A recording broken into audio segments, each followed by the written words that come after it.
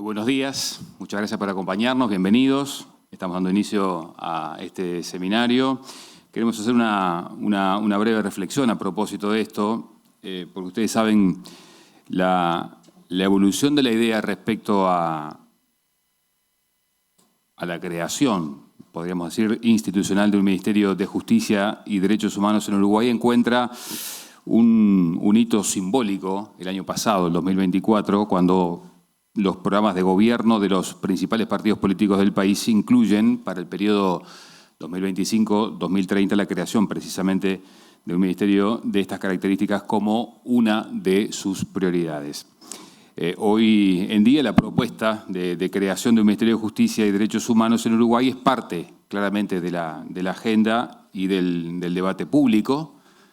Tal vez hoy acá nos enteremos con el prosecretario de la Presidencia si va o no va en el presupuesto, por ejemplo, de la Presidencia de la República. Lo cierto es que la creación de un Ministerio de Justicia y Derechos Humanos podría cumplir claramente un rol clave en el diseño y ejecución de distintas políticas públicas, como ser aquellas que fortalezcan el acceso a la justicia, claramente a los derechos humanos, la defensa de los intereses del Estado.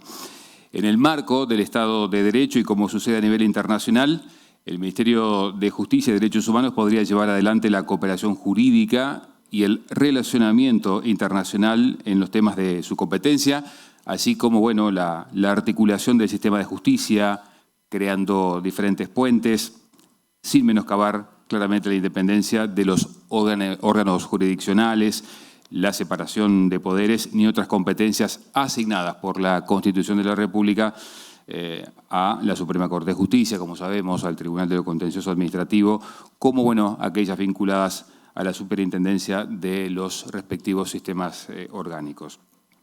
Ante este escenario es que la Universidad de la Empresa, que se destaca por ser una casa de estudios independiente, promotora de excelencia y abierta al debate en libertad, entendió necesario asumir la organización de un seminario adecuado, designado ¿Por qué la creación de un Ministerio de Justicia y Derechos Humanos en Uruguay?, considerando su realización como una auténtica prioridad académica donde se brinde a todas las partes la palabra, el espacio para dar a conocer su posición y así ofrecer a la ciudadanía en general conocer la opinión experta y participar de un debate que esperemos sea fecundo, orientado a personalidades de gran relevancia. Vamos a saludar a las sedes de la UDE de Punta del Este, de Colonia, a los centros comerciales y demás participantes del interior, así como también queremos saludar a alumnos de la maestría de la UDE de Brasil que están participando en estos momentos vía Zoom. Quiero ahora pedirle la palabra y que además va a dar la bienvenida al doctor Jorge Abuchalka, presidente de UDE. Jorge. Muchas gracias. Un gusto recibirlos y recibir a especialistas de la magnitud de quienes aceptaron esta invitación. Este es un tema que nos concierne a todos porque tiene que ver con nuestro país, con nuestras normas y con nuestros derechos. Así que simplemente un agradecimiento a quienes aceptaron dar su opinión respecto a si es necesario o no un Ministerio de Justicia y a todos ustedes que hoy nos están acompañando para también enterarnos cabalmente de qué se trata, si es bueno o es malo que en Uruguay exista un Ministerio de Justicia. Así que gracias por venir, un aplauso a ustedes.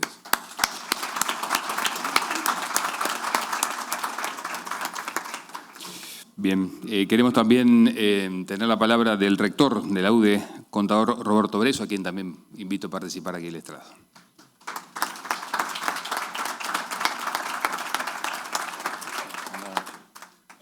Buenos días, muchas gracias a todos. Bueno, como bien lo decía nuestro presidente, la UDE desde que surgió tiene claro en su misión que debemos colaborar con nuestra sociedad en todos los temas de interés para ella. En este caso, vemos que el país entero y el sistema político en especial se está planteando el tema de la creación de un Ministerio de Justicia y Derechos Humanos.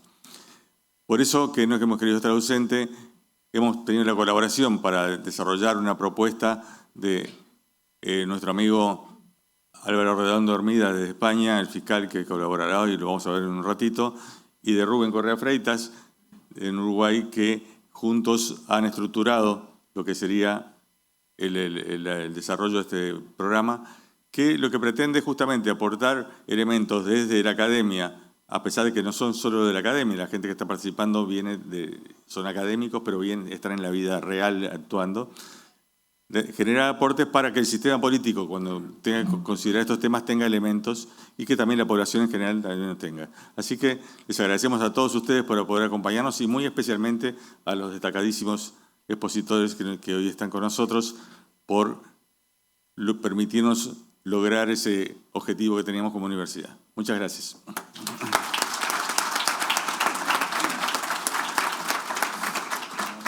Bueno, lo decía el contador recién, vamos a tener su ponencia dentro de un rato, pero quien va a oficiar un poco de moderador y articulador académico de esto es el doctor Rubén Correa Freitas, a quien le pido unas breves palabras, doctor, de bienvenida.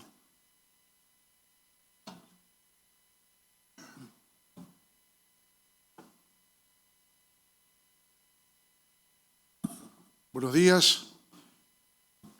Quiero darles a todos la más cordial bienvenida a este seminario internacional sobre el tema de la creación de un Ministerio de Justicia y Derechos Humanos en el Uruguay. Cuando el rector Bresso me planteó la conveniencia o la necesidad de coordinar este proyecto, esta actividad académica, me pareció sumamente importante que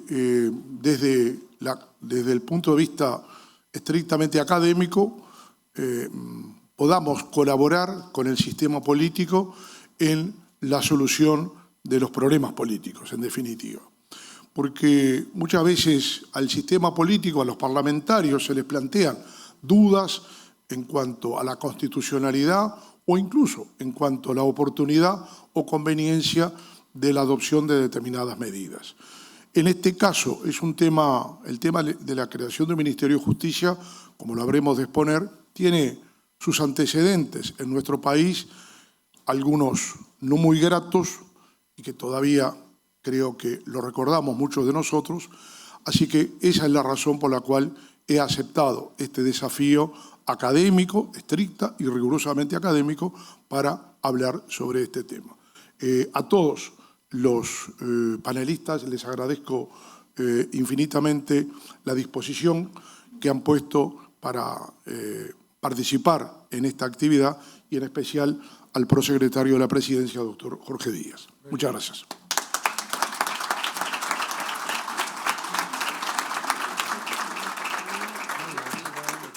Bueno, procedemos a la entrega de algunos obsequios ahora en agradecimiento a todos los disertantes.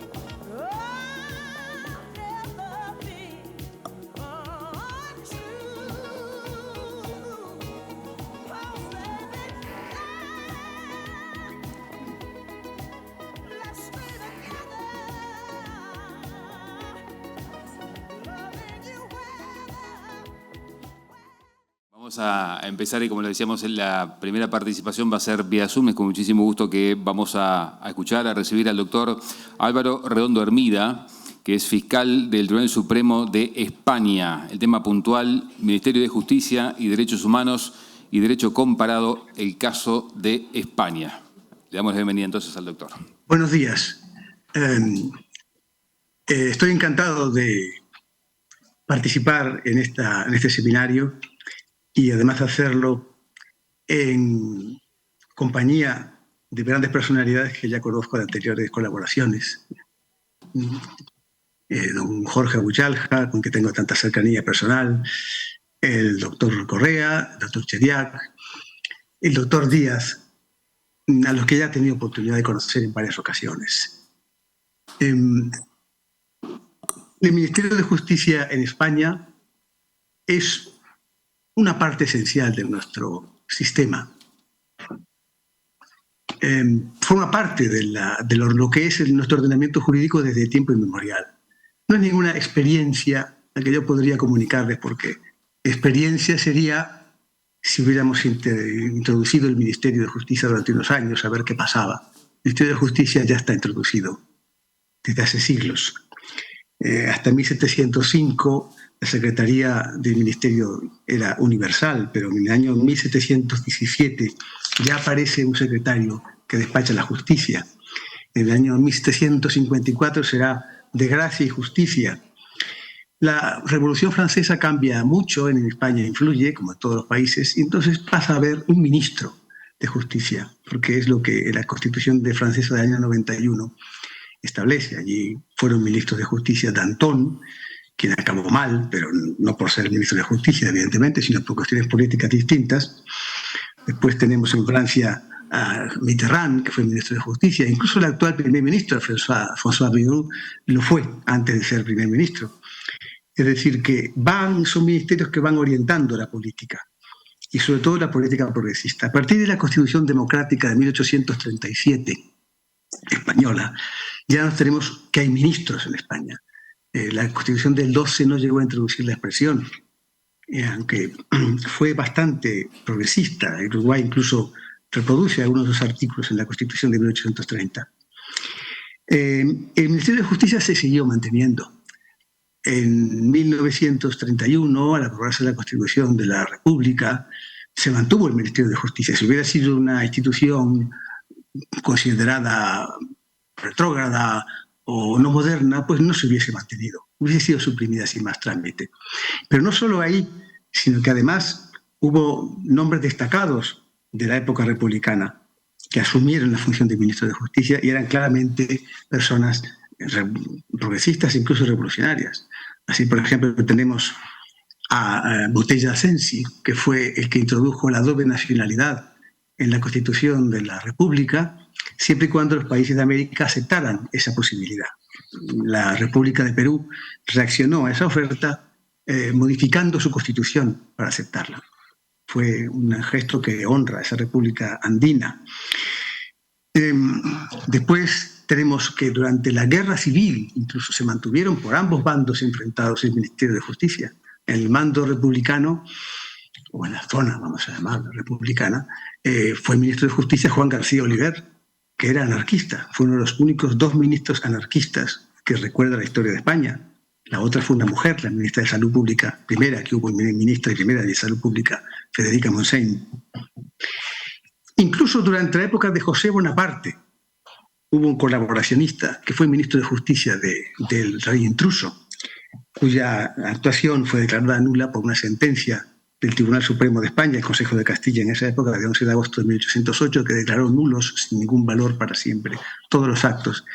Me recuerda en cierto modo, con todo respeto, a la Declaración de la Independencia del año 25 en la Florida, que sin duda o posiblemente pudo ser tenida en cuenta en la redacción del padre Larroula. Después tenemos que durante la época liberal, el Ministerio de Justicia en el siglo XIX español se convierte en un adalid de la legislación. Es decir, claro que ahí recordamos otros ministros, por supuesto, ministros que fueron muy importantes, imaginaros el ministro de Defensa, imaginaros el ministro de Hacienda. Algunos son importantísimos, hicieron leyes fundamentales para el progreso del derecho tributario, por ejemplo, o de la defensa de España. Pero qué duda cabe que los ministros de Justicia han sido señeros. Alonso Martínez, por ejemplo, en 1882 hace aprobar la ley de enjuiciamiento civil, el Código de Procedimiento Civil. Todavía las exposiciones de motivos, es decir, los discursos de presentación de los proyectos hechos por el ministro Alonso Martínez, todavía se citan por los tribunales como doctrina. Es decir, son frontispicios de nuestra legislación. Y tenemos también otros ministros de justicia relevantes como Montero Ríos, que estableció el matrimonio civil y estableció el registro civil, separándolo del eclesiástico.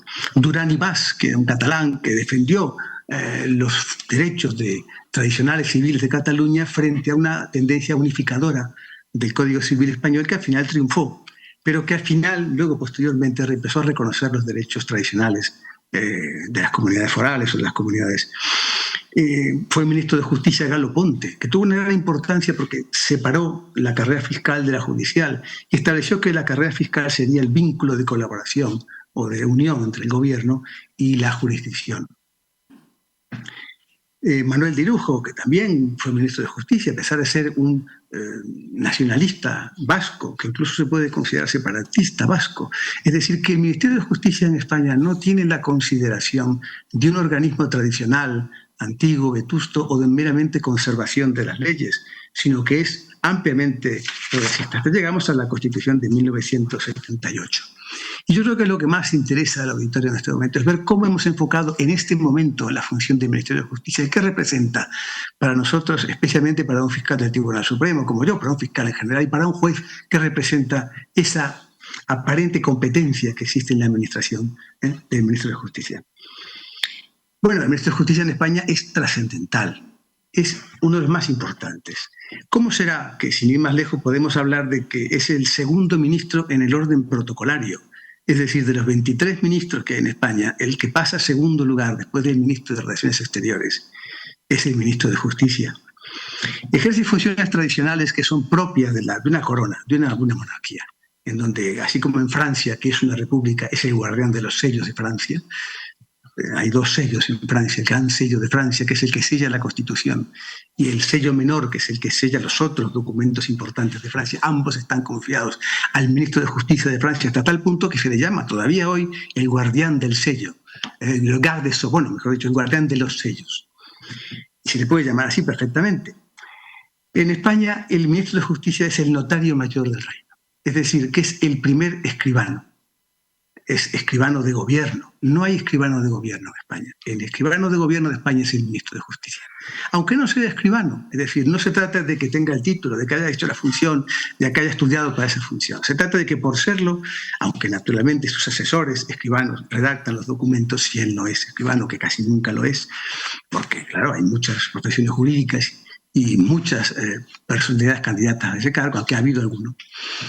Él es el que da fe de lo que da fe un escribano de gobierno. Además de estar presente siempre ahí, gallardamente en todos los actos oficiales que afectan al gobierno o a la corona, dando fe, el notario mayor del reino tiene en su custodia el libro de familia, mejor dicho, el libro de actas de la familia real. Es decir, todos los documentos relativos a la familia real son custodiados bajo su responsabilidad por el ministro de Justicia. Eso no quiere decir que continúe siendo escribano una vez que deja el cargo. No, tiene que hacer la carrera si quiere. No es el caso del ministro de Exteriores, que sí pasa a ser diplomático de carrera, por el mero hecho de haber sido ministro de Relaciones Exteriores. Cosa extraordinaria, pero que es así. Después es además el canciller de la Orden de San Raimundo. Es decir, la Orden de San Raimundo entra dentro del derecho premial. El derecho premial es muy importante porque la justicia también sirve para reconocer los méritos. Y los méritos en derecho, en latín in iure merita, son reconocidos por el ministro de Justicia, que es el canciller de la orden de la que el rey es el gran maestre. Es una orden muy importante que se concede a muchas personalidades, incluso aunque no hayan destacado específicamente en el ámbito de la justicia, pero que tienen relevancia para la conformación de la legislación española. Por ejemplo, últimamente la Gran Cruz se concedió a don José Luis Rodríguez Zapatero. Después es algo muy importante que tiene el ministro de Justicia, que es el superior de la Abogacía General del Estado. En España, la defensa jurídica se realiza por la Abogacía del Estado, que es un cuerpo de altos, de juristas muy bien preparados, a través de estudios muy concienzudos y de una posición libre para acceder al cuerpo, que defienden al Estado y a los organismos públicos ante la jurisdicción. La Abogacía General del Estado, por lo tanto, digamos que de una manera soluciona el problema de encontrar un abogado. En España no tiene que buscar un abogado para que lo defienda en ningún sitio. España ya tiene los abogados que necesita de un cuerpo prestigioso, altamente cualificado, que son los abogados del Estado. De los cuales además surgen muchos ministros, después surgen muchos políticos, porque es realmente un trampolín para ocupar muchos cargos, más aún que lo que ocurre en la justicia o en la fiscalía, que también, pero menos, mucho menos. Después, es importante porque el ministro de Justicia tiene una presencia política que afecta a la justicia. La justicia española es total y absolutamente independiente. Es muy importante. No hay ninguna dependencia entre el ministro de Justicia y los tribunales. Sería impensable que a un ministro de Justicia se le ocurriera levantar el teléfono, bueno, ahora tomar el celular, antes se levantaba el teléfono, para no ya dar instrucciones o presionar a un juez, sino ni siquiera para interesarse por la marcha de un asunto judicial. Sería impensable. Pero aún así, sí que existe un vínculo de comunicación relativo entre la justicia y el Ministerio de Justicia, y es el Ministerio Fiscal. Porque, a diferencia de lo que ocurre en otros países, por ejemplo Uruguay, los fiscales son nombrados, los fiscales superiores son nombrados por el gobierno. Es decir, por el gobierno a propuesta del ministro de Justicia, que debe evidentemente mantener una neutralidad política, pero que tiene la función de seleccionar entre los fiscales del cuerpo del Ministerio Público que reúnan requisitos determinados, tiene que seleccionar a que considera más adecuado para ser fiscal jefe de los diversos organismos, que son unos 80 organismos que integran el Ministerio Público Español, constituido por aproximadamente 3.000 profesionales. Entre otros, claro que sí, fiscales del Tribunal Supremo. A mí me nombraron siendo presidente de la República, siendo presidente del gobierno José Luis Rodríguez Zapatero, y siendo ministro de Justicia Fernández López Aguilar, y siendo fiscal general de Estado don Cándido Conde Pumpido. Es un nombramiento que valora un currículum, valora unos méritos, pero que asume la responsabilidad política del nombramiento, evidentemente. ¿Qué ocurre? Que la actuación del ministro de Justicia, como es administrativa, se ve sometida al control de la jurisdicción contenciosa administrativa. Es decir, no es un acto político, son actos revisables por la jurisdicción contenciosa administrativa. Esto tiene una gran importancia porque lentamente el Tribunal de lo Contencioso Administrativo va fijando las pautas que deben regir tanto en la actuación del Ministerio de Justicia respecto de la Fiscalía, como en general, e incluso también y especialmente en cuanto a los nombramientos. Por lo tanto, la relación de la administración con la justicia se realiza a través del fiscal, y la relación entre el Ministerio Público y el Ministerio de Justicia es el fiscal general del Estado. Lo cual quiere decir que el fiscal general del Estado en España tiene una enorme importancia que es muy difícil de comparar a otros fiscales superiores. No se puede comparar a los fiscales de corte de países iberoamericanos. Es mucho más importante, porque en España rige el principio de unidad de actuación técnica. Es decir, no solamente es la dependencia orgánica, sino que además el fiscal general del Estado en España puede dar y da instrucciones generales sobre cómo interpretar la ley, hasta que se consolide una jurisprudencia que rectifique esa posición. Eso lo hace una figura de gran relevancia. Yo diría que muy equiparable a un ministro de España. De hecho, en la práctica y actualmente se está dando un tratamiento equivalente al fiscal general respecto de un ministro. Entonces, la relación del gobierno de España con la justicia es a través del fiscal general del Estado y solo a través del fiscal general del Estado. En casos excepcionalísimos podría haber otra comunicación, pero en principio la ley solo prevé que sea a través de la Fiscalía General del Estado.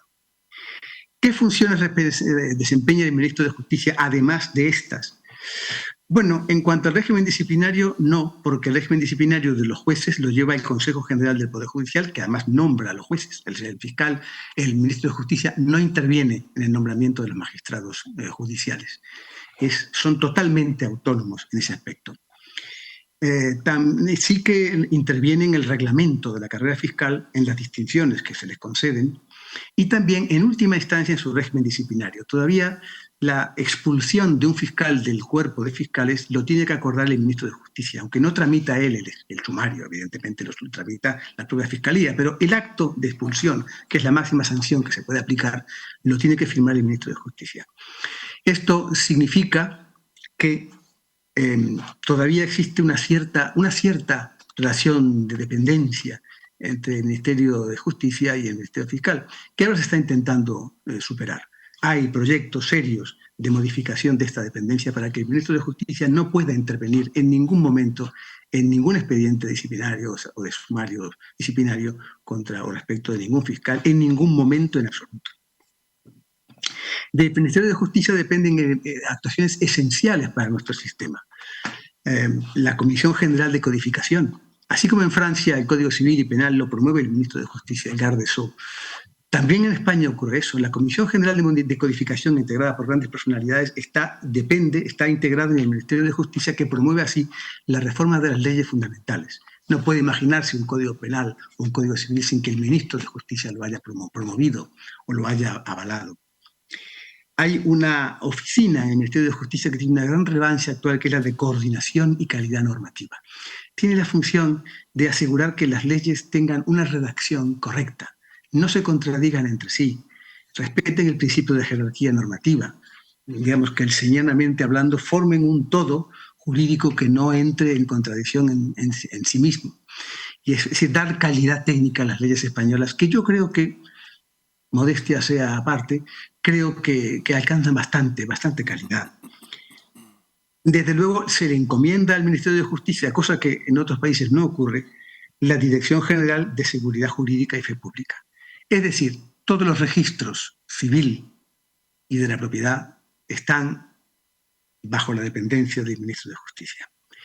Esto tiene una gran relevancia, porque aunque naturalmente el registrador de la propiedad es un profesional que ejerce su función de modo autónomo, independiente, y no digamos el notario, que es un profesional que ejerce una función pública, pero que la ejerce de modo independiente, incluso tiene una oficina propia pública.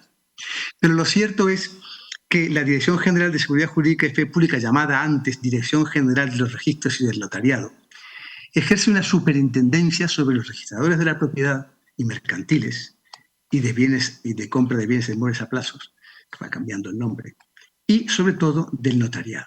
Es decir, las actuaciones del notario que sean impugnadas en vía administrativa, esa resolución la dicta la Dirección General, que depende del Ministro de Justicia, siguiendo sus instrucciones generales.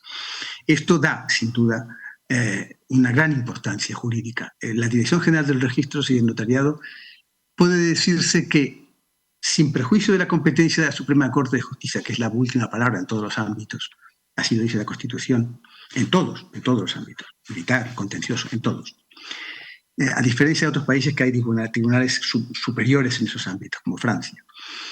La Dirección General de Registros va señalando los criterios que se aplican tanto en el registro de bienes inmuebles como y sobre todo en las actuaciones notariales y también en la nacionalidad. Y entrando en el tema de la nacionalidad, es importante porque la concesión y reconocimiento de la nacionalidad española la realiza el Ministro de Justicia. Y esa la realiza él solo, es decir, su ministerio solo, sin que intervenga nadie más. Y esto es muy importante, porque en España no hay, como en otros países, diferencia entre ciudadanía y nacionalidad. Nosotros solo tenemos nacionalidad. O sea, y los ciudadanos extranjeros que se nacionalizan españoles pasan a ser tan españoles como los que lo eran de nacimiento. Ahora bien, hay alguna diferencia ínfima entre la nacionalidad que llamamos originaria, es decir, que se llama, por ejemplo, la que en Uruguay se llama nacionalidad, y la nacionalidad adquirida, que es la que en Uruguay se llamaría ciudadanía legal.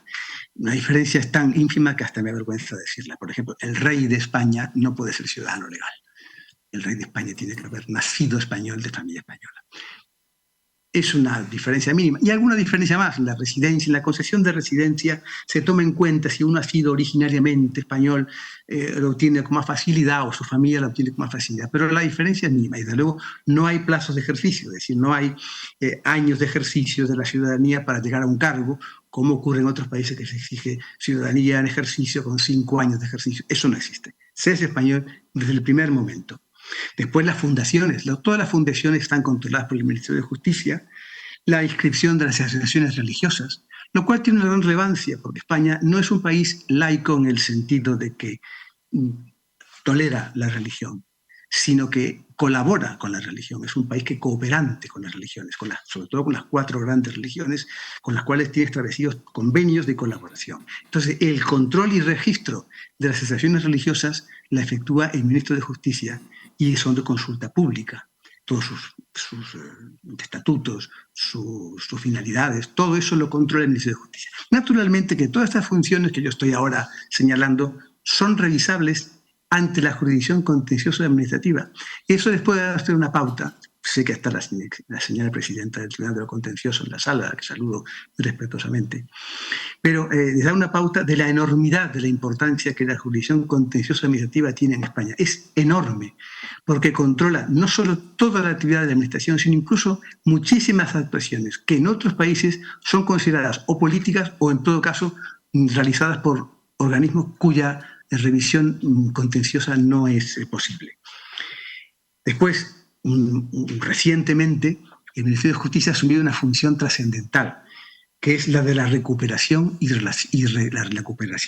realización de bienes procedentes del blanqueo de capitales. Y esta es una función en la que entronca con la policía, porque el Ministerio de Justicia y el Interior son totalmente distintos. No ocurre como en Chile, en donde la gendarmería depende del Ministerio de Justicia. No, en España no. El Ministerio de Justicia no tiene nada que ver con la policía. Pero sí hay una función para que la policía es útil, es para recuperar los bienes del blanqueo, ocuparlos con la autorización judicial, evidentemente, subastarlos y aplicarlos a las víctimas o al Estado. Por último, porque con esto vamos avanzando un poco, la función que está llamando mucho la atención últimamente es la de la asistencia a las víctimas del delito. Los tribunales no son el órgano dedicado a asistir a las víctimas. El fiscal protege jurídicamente a las víctimas, pero quien asiste a las víctimas de los delitos, sobre todo violentos y contra la libertad sexual o la violencia de género, es el Ministerio de Justicia, que ha desplegado oficinas de atención a la víctima en todos los tribunales de España, y que además realiza campañas. O sea, otra función del Ministerio de Justicia nuestro es de hacer campañas para promover la protección de la víctima y la no discriminación. Por supuesto que además le corresponde acordar nada menos que la indemnización por error judicial o por funcionamiento anormal de la justicia. Si el tribunal declara que hubo un error judicial o se declara que hubo un funcionamiento normal de la justicia, quien recibe la reclamación económica para indemnizar al perjudicado por ese error judicial o por ese error de la administración es el Ministerio de Justicia, quien, por tanto, indemniza con cargo a los presupuestos generales del Estado a las víctimas, pero la resolución la dicta el Ministro de Justicia. Después, la libertad de promoción de la libertad religiosa, y también tiene una función muy reciente que justifica, a mi modo de ver, que en el Uruguay se tienda a llamar al Ministerio de Justicia de los Derechos Humanos. En España no tenemos ese nombre, pero sí existe la Subdirección General de Derechos Humanos, que, estando centrada en la abogacía del Estado, sigue toda la doctrina del Tribunal Europeo de Derechos Humanos, que, como ustedes saben, es uno de los 3 tribunales que hay de derechos humanos, el de Costa Rica, el africano y el de Estrasburgo. Pues el seguimiento de toda esa doctrina, su popularización, su estudio y su divulgación la realiza el Ministerio de Justicia. Y, por tanto, además recopila todas estas funciones. En cuanto a instituciones penitenciarias, no es tradición en España que el Ministerio de Justicia lo lleve. Se ha llevado siempre por el Ministerio del Interior. Un departamento propio que se encarga de las instituciones penitenciarias, una labor tan importante. Es curioso, pero esa es la tradición española. Sin embargo, lo cierto es que al existir ahora comunidades autónomas, 2 de ellas han asumido las funciones de instituciones penitenciarias, que son el País Vasco y Cataluña. El resto de las comunidades autónomas han asumido, muchas de ellas, competencias de justicia, pero no en materia de instituciones penitenciarias. Aún así, en España tengas en cuenta que el control de la institución penitenciaria no es tanto administrativo como jurisdiccional. Hay una jurisdicción especializada, que es la del juez de vigilancia penitenciaria, que es el que realiza el control de los expedientes, de los permisos, ante el que se recurren las sanciones que se produzcan en los centros de internamiento, etc. Yo creo que podemos decir que el Ministerio de Justicia en España es un organismo importante, un organismo que ocupa un espacio insustituible, y me alegra mucho de que un país con tanta tradición democrática, jurídica, de más alto nivel, que podemos decir, aquí en España incluso utilizamos el catálogo del abogado del doctor Eduardo J. Couture como uno de los elementos fundamentales de nuestra actuación, y otros logros de la República, como el Tratado de Montevideo en 1933, ¿qué podría decir? Son tantas cosas. Pero me alegra que, en cierto modo, esta experiencia nuestra, más que experiencia, esta tradición nuestra en España, pueda servir de alguna manera para que los parlamentarios uruguayos puedan diseñar como se merece lo que sería el Ministerio de Justicia y Derechos Humanos de la República Oriental del Uruguay, que va a enriquecer aún más la larga tradición democrática y de defensa de los derechos humanos que tiene la República Sudamericana. Con esto creo que mi mensaje ha concluido y les agradezco mucho esta invitación y espero que el seminario transcurra como debe y como sin duda lo hará, con el mayor de los éxitos, alcanzando el mayor de los logros. Muchísimas gracias por escucharme.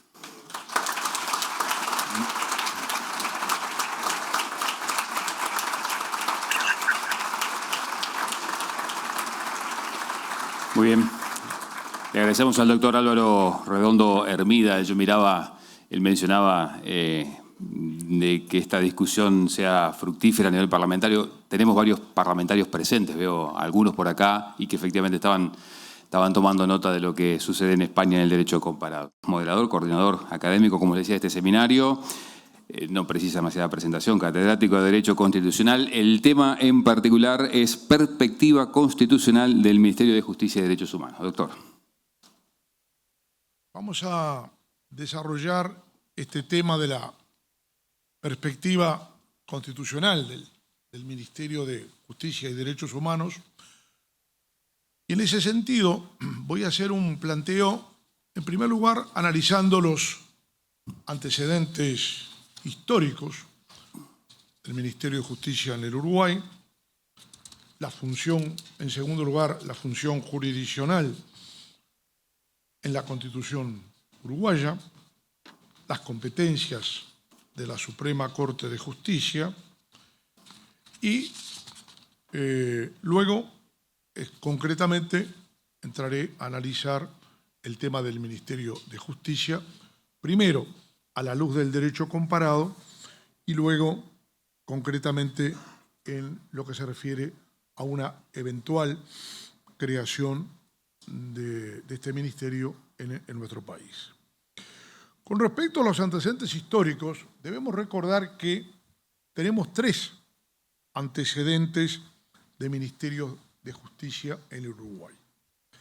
Primero, el Ministerio de Justicia, Culto e Instrucción Pública, que se creó por ley 1603 del 22 de enero de 1883, fines del siglo XIX, bajo la presidencia del general Máximo Santos. Este Ministerio de Justicia, Culto e Instrucción Pública fue suprimido en el año 1891 durante la presidencia de Julio Herrera y Oves. Un segundo momento histórico del Ministerio de Justicia fue bajo la presidencia de don José Valle Ordóñez, por ley 3740 de 4 de marzo de 1911. Pero con la particularidad de que en esa ley se lo creó como Ministerio de Justicia e Instrucción Pública, pero apenas 2 meses después, por decreto de mayo de 1911, se cambió el nombre del ministerio y pasó a ser Ministerio de Instrucción Pública, que, como todos recordarán, yo sé que ustedes son muchos, la mayoría son mucho más jóvenes que yo, pero en la época que yo estudiaba, iba al liceo e incluso cuando entré en la universidad, el ministerio se llamaba Ministerio de Instrucción Pública y Previsión Social, que fue la denominación que se le dio allá por el año 1934. Y el tercer momento histórico, un momento triste, desagradable para nuestro país, que fue la creación del Ministerio de Justicia por el llamado Acto Institucional número 3 de fecha 1 de septiembre de 1976.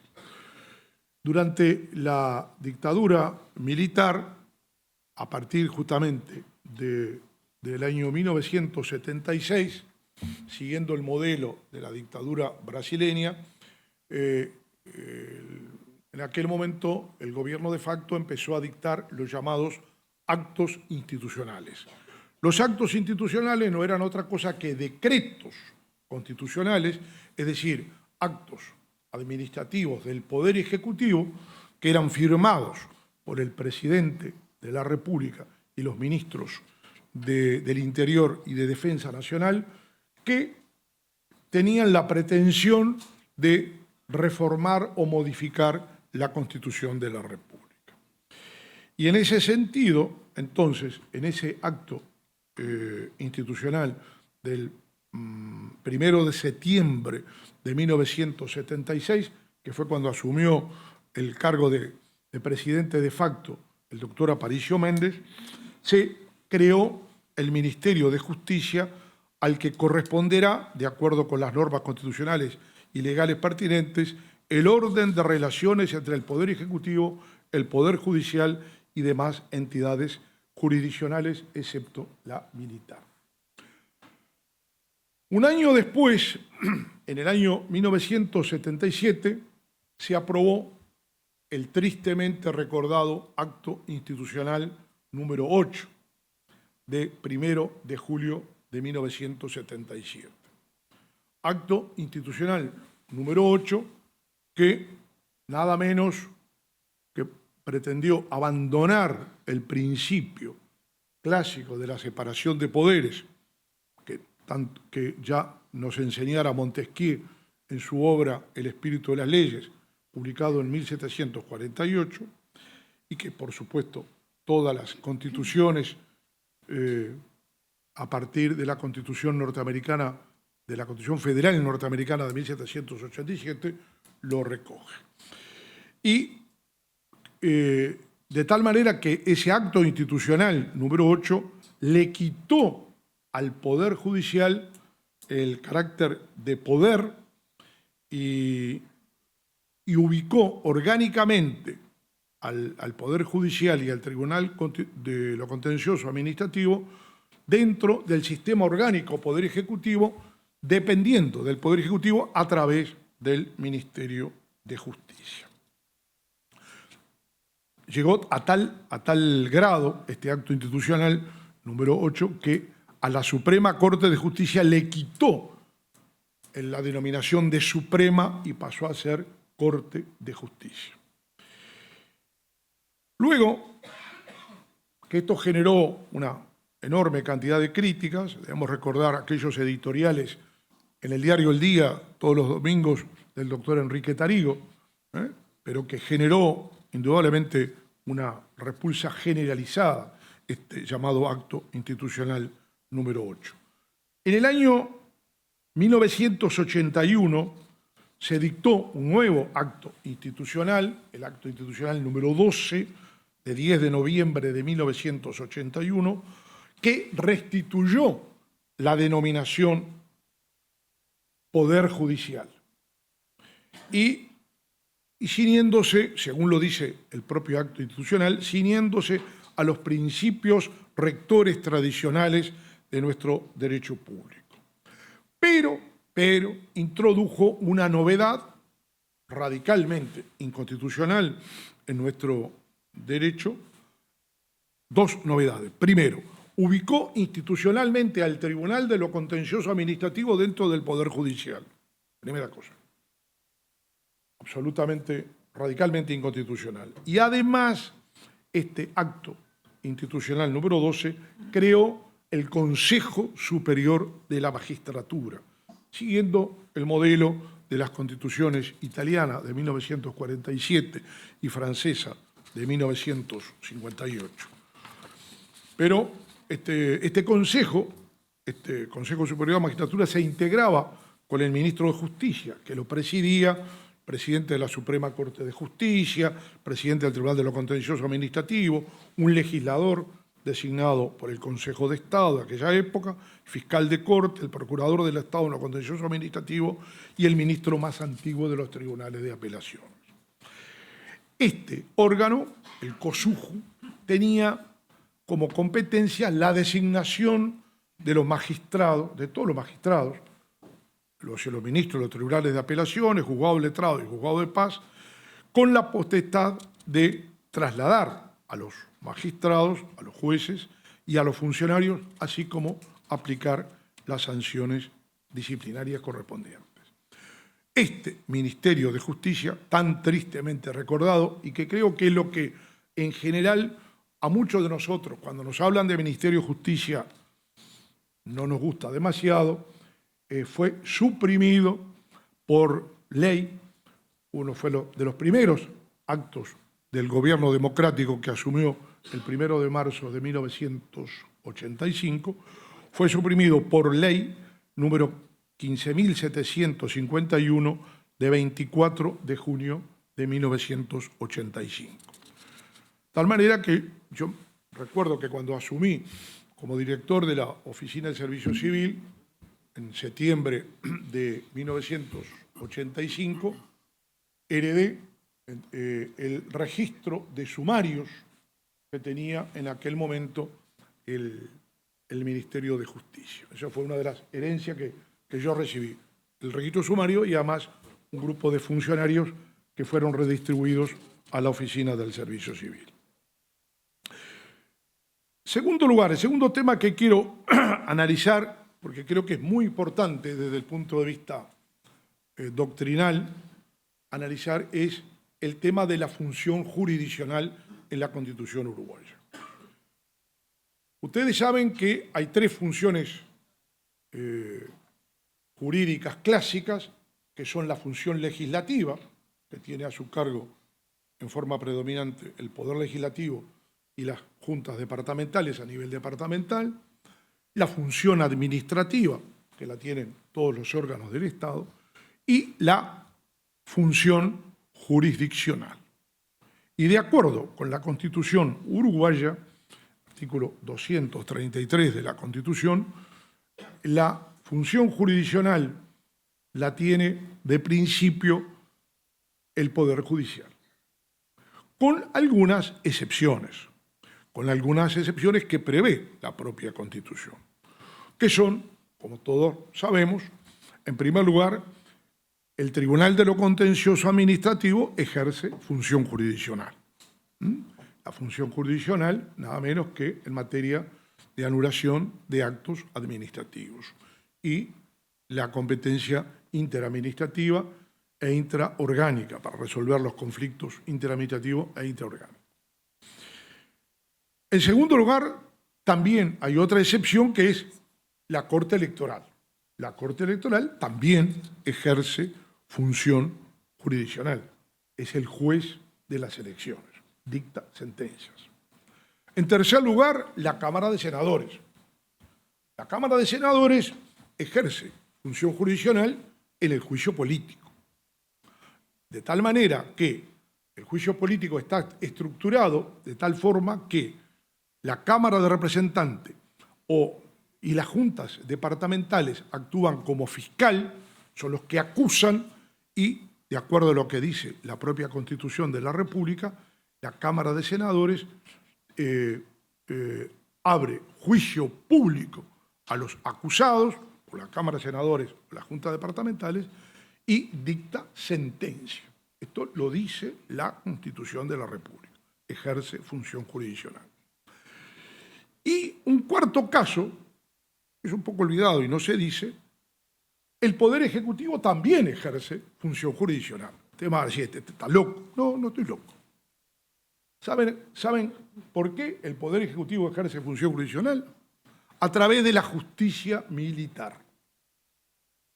Porque la justicia militar, cuyo órgano supremo es el Supremo Tribunal Militar y los juzgados militares, está en la órbita del Poder Ejecutivo y dependiendo del Ministerio de Defensa Nacional.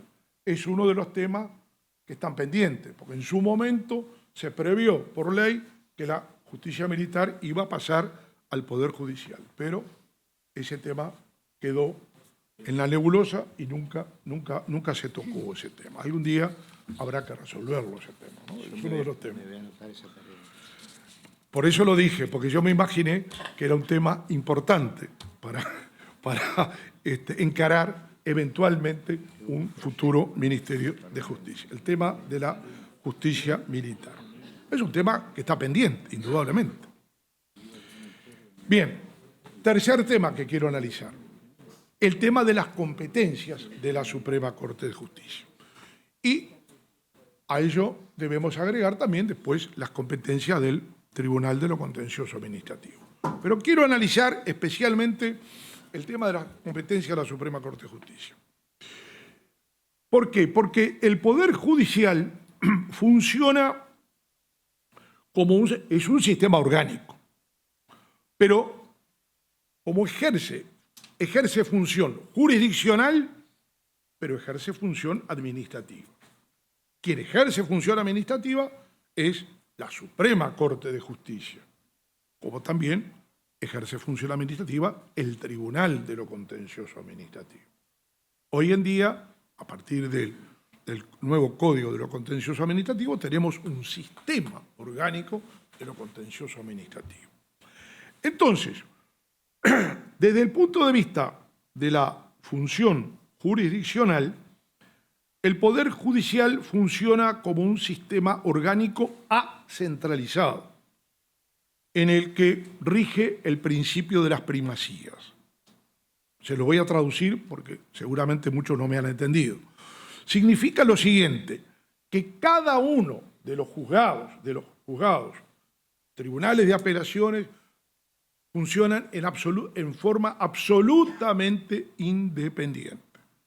La Suprema Corte de Justicia no le puede dar órdenes de cómo resolver un juicio a un juez letrado, a un juez de paz o a un tribunal de apelación. Ni el juez letrado le puede decir al juez de paz cómo debe dictar su sentencia. O sea, cada juez y cada tribunal en el ámbito de su competencia es absolutamente independiente. Esto es lo que significa entonces esta ascentralización del sistema orgánico del Poder Judicial desde el punto de vista de la función jurisdiccional. Pero, desde el punto de vista de la función administrativa, el Poder Judicial funciona como un sistema orgánico centralizado, cuyo jerarca es la Suprema Corte de Justicia. Y allí rige el principio de la jerarquía, como sucede con el Poder Ejecutivo. Lo mismo, es exactamente lo mismo. En este sentido, debemos recordar que la Constitución uruguaya le atribuye a la Suprema Corte de Justicia las competencias, en el famoso artículo 239, competencias en materia jurisdiccional y aquellas competencias que son originarias y exclusivas de la Suprema Corte de Justicia, entre las que tenemos, por ejemplo, la competencia de la Suprema Corte de Justicia para declarar la inconstitucionalidad de las leyes, y también la Constitución le asigna a la Suprema Corte de Justicia competencia en materia administrativa y en materia legislativa. También, no tenemos que olvidar de esto. Bien, desde el punto, no voy a analizar el tema de la función jurisdiccional, pero sí voy a analizar el tema de la función administrativa y luego voy a hacer referencia a la función legislativa. En lo que se refiere a la función administrativa, la Constitución, en el artículo 239, ordinal segundo, dice que la Suprema Corte de Justicia, a la Suprema Corte de Justicia compete ejercer la superintendencia directiva, correctiva, consultiva y económica sobre los tribunales, juzgados y demás dependencias del Poder Judicial. Una disposición similar la encontramos con respecto al Tribunal de lo Contencioso Administrativo, en el artículo 320. Es decir, que también el Tribunal de lo Contencioso Administrativo tiene la superintendencia directiva, correctiva, consultiva y económica sobre los tribunales y juzgados del sistema orgánico contencioso administrativo. La Constitución le asigna a la Suprema Corte de Justicia la competencia para formular los proyectos de presupuesto del Poder Judicial y remitirlos al Poder Ejecutivo. Por supuesto que el Poder Ejecutivo los puede modificar, pero cuando los remite a la Asamblea General, tiene que remitir los dos, el proyecto elaborado por el Poder Ejecutivo, el proyecto elaborado originalmente por el Poder Judicial y el elaborado o modificado por el Poder Ejecutivo. Lo mismo sucede con respecto al Tribunal de lo Contencioso Administrativo. La Suprema Corte de Justicia es quien tiene la competencia para designar a los ministros de los tribunales de apelaciones, con la venia de la Cámara de Senadores o de la Comisión Permanente en caso de receso. Tiene la competencia para designar a los jueces letrados de todos los grados y denominaciones, tiene la competencia para designar a los defensores de oficio y a los jueces de paz, y además tiene la competencia para nombrar, promover y destituir a los empleados del Poder Judicial.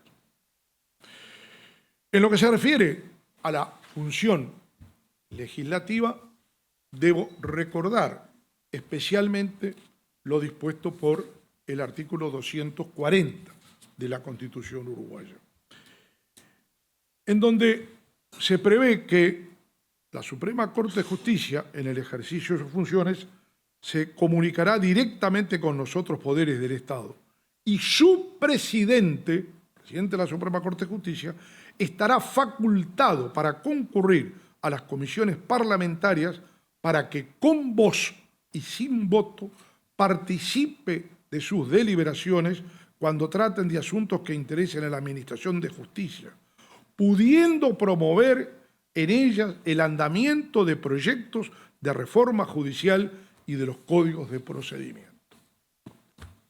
Esta es una disposición olvidada, que no la recuerdan los parlamentarios. Yo fui parlamentario, fui senador de la República y lo tuvimos que recordar más de una vez, pero que además, y no se ejerce en la práctica.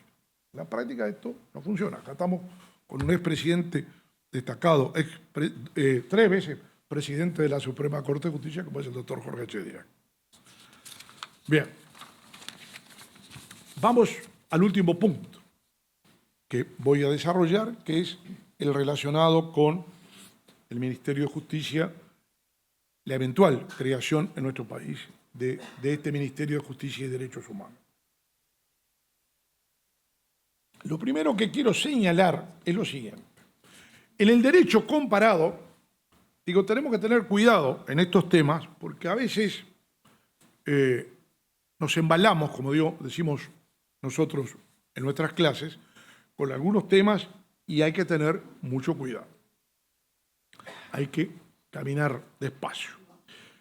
Quiero decirles, en primer lugar, por ejemplo, tenemos 2 constituciones de mucha importancia y que son referentes en el derecho comparado. La Constitución italiana de 1947 y la Constitución francesa de 1958. Estas constituciones, en primer lugar, tienen como característica de que no califican o no prevén en la Constitución la denominación de poder judicial.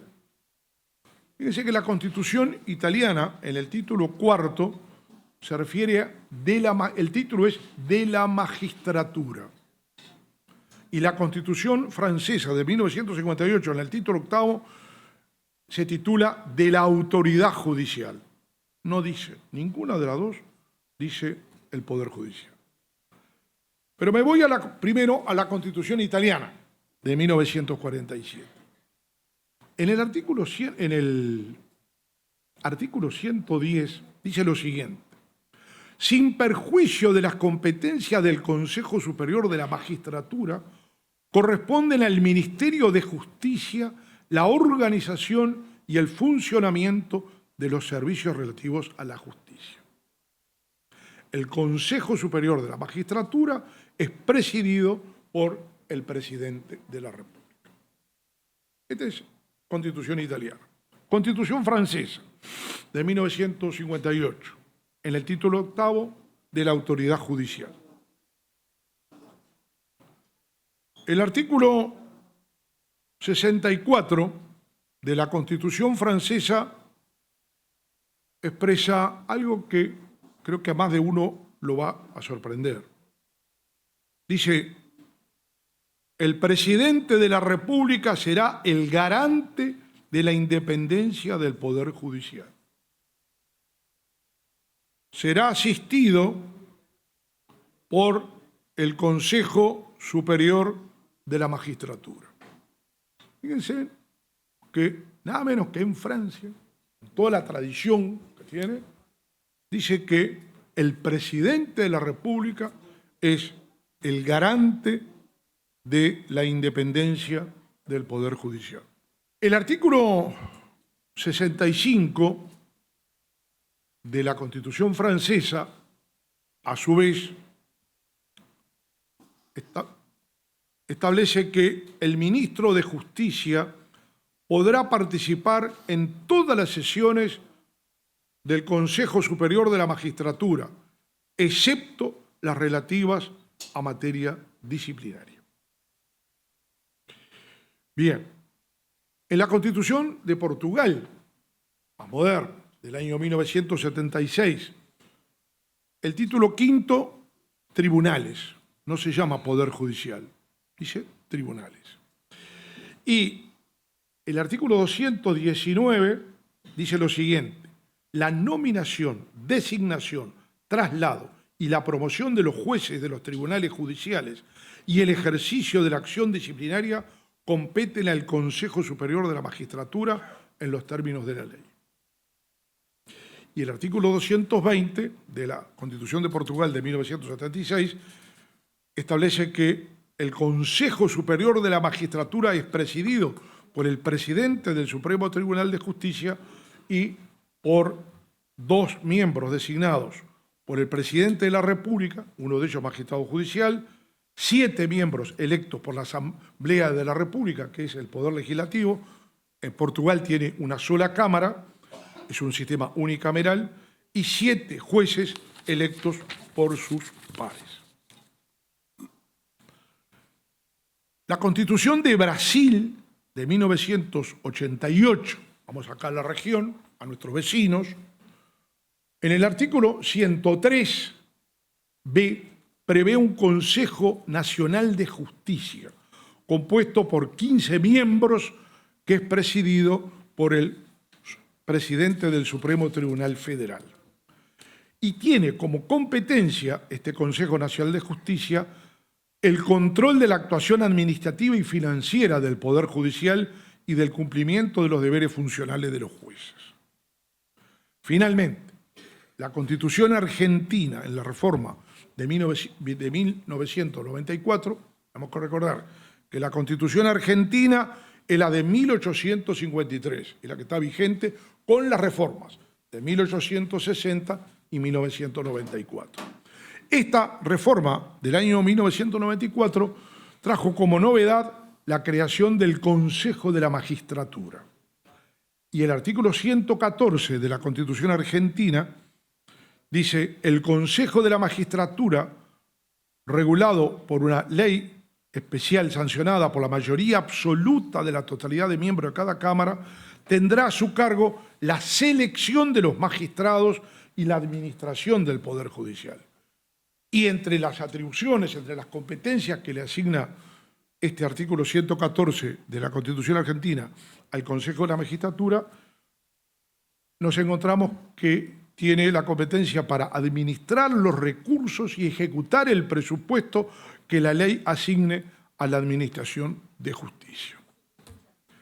Llegamos al Uruguay y llegamos al momento en que estamos viviendo, en que, bueno, primero, como se dijo, los partidos políticos, todos los partidos políticos en las elecciones pasadas, en el proceso electoral, plantearon la conveniencia de la creación de un Ministerio de Justicia.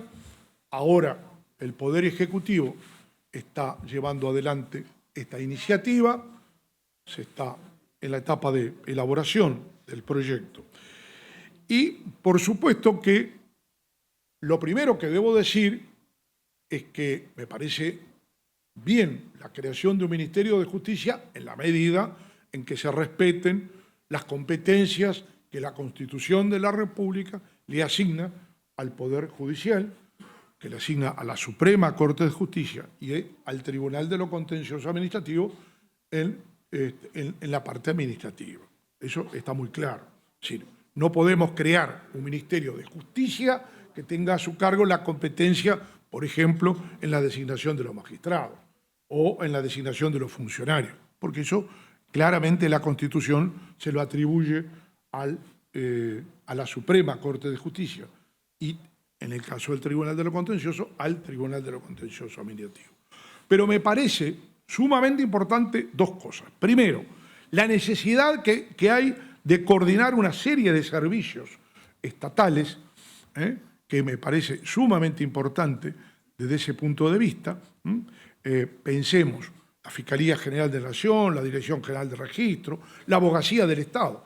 Creo que esto es de fundamental importancia, porque uno de los grandes problemas que tiene el Estado uruguayo y que lo venimos analizando hace muchos años, yo diría hace más de 60 años fácilmente que vengo escuchando este tema y lo hemos analizado, es las enormes dificultades que tiene el Estado uruguayo para defenderse en juicios. Lamentablemente, a pesar de que el Estado, todos los organismos del Estado tienen sus asesorías jurídicas, tienen abogados, sin embargo, se defiende mal. A veces la razón es que los jerarcas dictan resoluciones o dictan actos que son indefendibles. Eso es un problema aparte. Pero muchas veces el gran problema que encontramos es una deficiente defensa del Estado, que incluso muchas veces el Estado termina tercerizando estos servicios y recurriendo a estudios profesionales muy destacados que son los que en definitiva llevan adelante pues la defensa. Hemos visto cómo en los últimos años hemos tenido juicios sumamente internacionales, juicios internacionales sumamente importantes. Recuerdo cuando la Argentina, nuestra hermana República Argentina, nos llevó a juicio ante el Tribunal de Justicia de La Haya, en donde nos defendió nada menos que nuestro querido profesor y amigo, el doctor Héctor Grossespied, que siempre recuerdo aquel brillante alegato que hizo en francés, en impecable francés, ante el Tribunal de Justicia de La Haya. Y un tema, ni que hablar, todo el drama que estamos viviendo con el sistema carcelario y que tenemos que buscarle una solución definitiva a este tema, el tema de la Defensoría Pública. Y un aspecto que me parece sumamente trascendente, que es el tema de los derechos humanos. El tema de los derechos humanos, todos sabemos que es una rama del derecho que ha adquirido una enorme importancia en los últimos 40, 50 años y que incluso hoy tenemos una rama especializada, el derecho internacional de los derechos humanos, que se integra justamente con todas estas normas internacionales, declaraciones internacionales, tratados, pactos y convenciones internacionales en materia de derechos humanos. No solo a nivel universal, presidido por las Naciones Unidas, sino a nivel regional, en nuestro caso por la OEA, y con dos órganos sumamente importantes que tenemos en América, como son y que surgen del Pacto de San José de Costa Rica del año 1969 y que es, en primer lugar, la Comisión Interamericana de Derechos Humanos y luego la Corte Interamericana de Derechos Humanos. Y hace un momento, en la exposición anterior, se destacaba justamente que el Ministerio de Justicia en España se ocupa de la jurisprudencia de la Corte Europea de Derechos Humanos.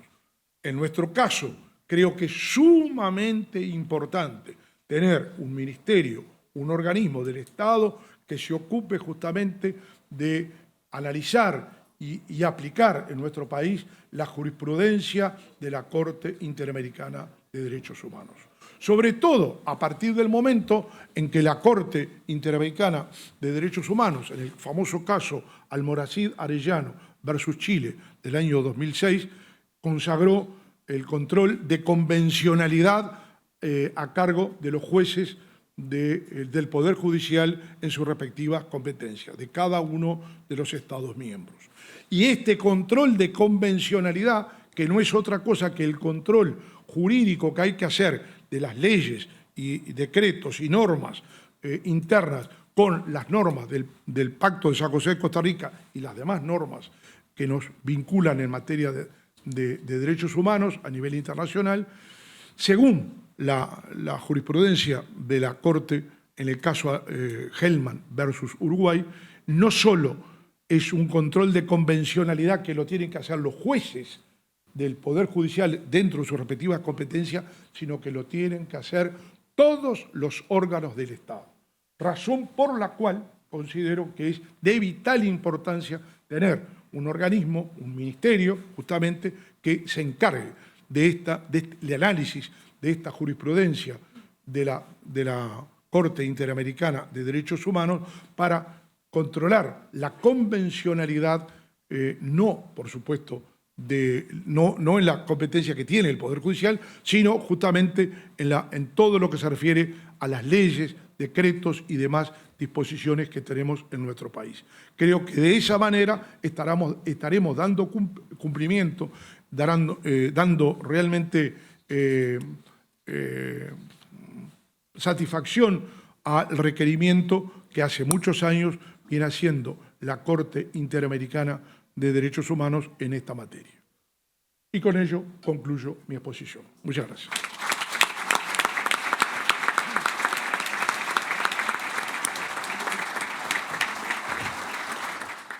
Momento de una nueva ponencia. Es con muchísimo gusto. Voy a tratar de no salirme la vaina y no preguntar.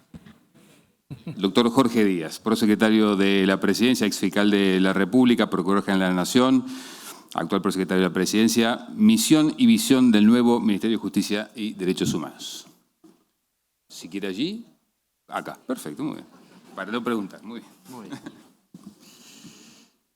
Cuando llegué acá tenía 3 problemas. El primero era si se tenía que hablar sentado. Los que me conocen saben que cuesta bastante, o me cuesta bastante, hablar sentado. Así que si tengo la oportunidad de hacerlo de pie, prefiero hacerlo desde acá. El segundo problema era la corbata, porque cuando le das a elegir el color de la corbata a tu hija de 6 años, pueden pasar estas cosas que uno no sabe si acertó o no acertó, si es cómodo o no es cómodo, pero bueno, es lo que tocó hoy.